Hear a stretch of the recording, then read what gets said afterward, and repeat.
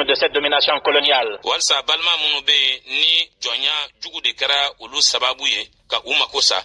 Et qui en même temps ont été les soldats de la libération nationale puissent souffrir moins, se mieux nourrir, se mieux habiller et se mieux loger. C'est cela que nous appelons notre socialisme, le socialisme. Ce matin, je disais que le socialisme est un dans sa finalité, c'est-à-dire la liquidation de toute exploitation de l'homme par l'homme,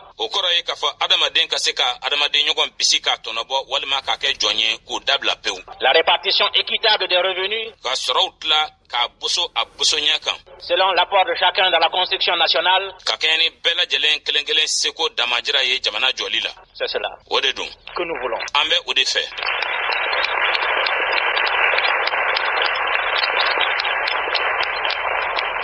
Et c'est cela que nous ferons. Mais il me faut ouvrir une parenthèse. Il faut aussi que ce soit sans complexe. Nous avons toujours dit, nous ne devons jamais accepter de forme toute faite. Mais il y a un danger qui menace les jeunes pays qui se sont orientés dans la voie de la construction socialiste.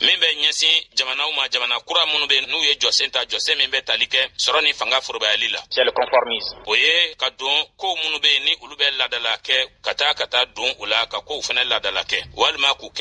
ne faut pas que nous soyons des conformistes plutôt.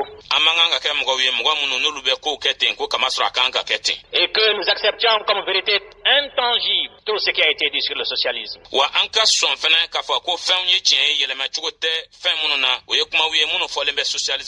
Certains sont fondés à croire qu'il y a antinomie entre religion et socialisme.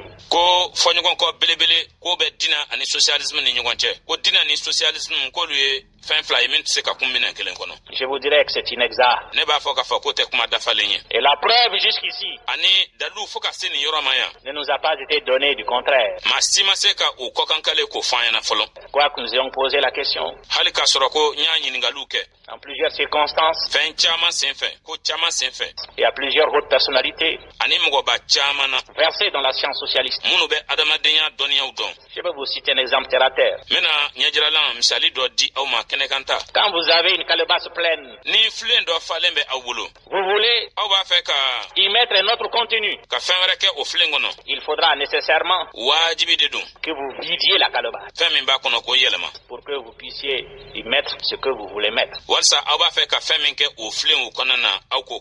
Or, dans certains pays où les puissances d'exploitation, qu'elles soient féodales ou capitalistes,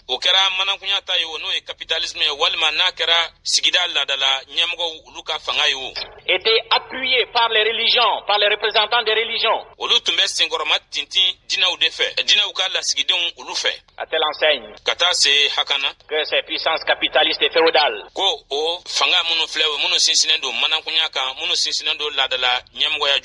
étaient représentées par les chefs religieux aux yeux de la population comme étant les représentants directs de Dieu.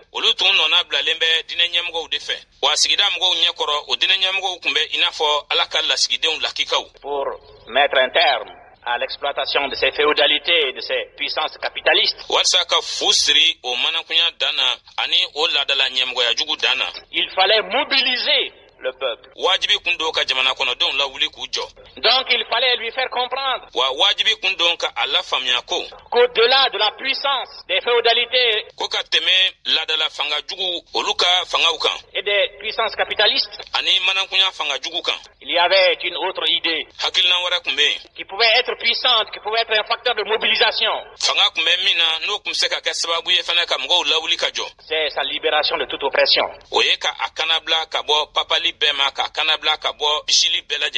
Donc il fallait vider complètement son esprit de ce que des chefs religieux y avaient mis pour que son esprit vierge puisse être un réceptacle pour les idées nouvelles.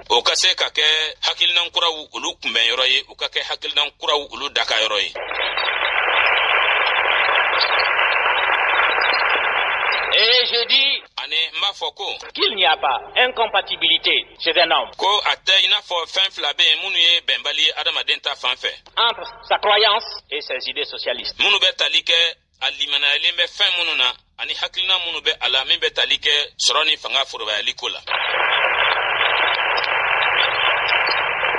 Ce ne sont pas les religions qui ont trahi les peuples.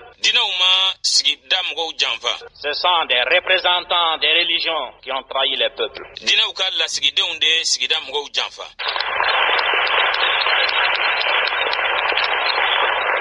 Parce que ces représentants ont préféré se lier aux forces d'oppression et d'exploitation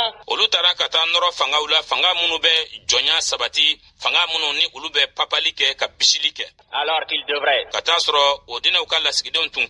de par même l'origine de leur apostolat,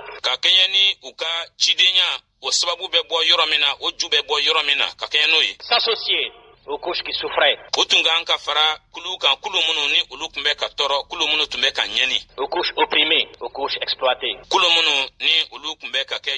Donc c'est davantage la représentation des religions qui est en cause que le problème religieux lui-même. Et au Mali,